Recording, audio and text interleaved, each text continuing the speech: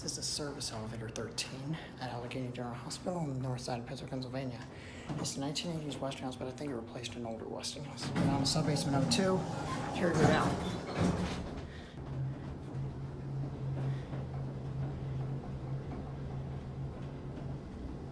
Here at the sub-basement, 02.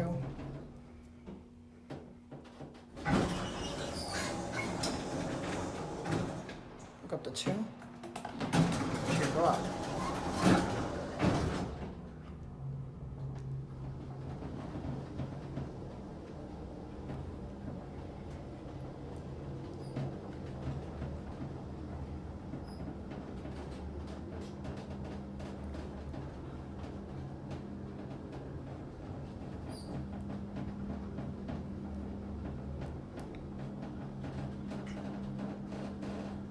Here too.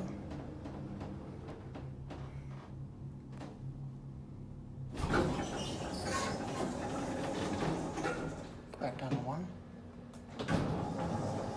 988 phone.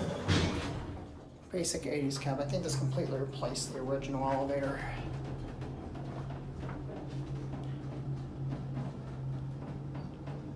Back at 1.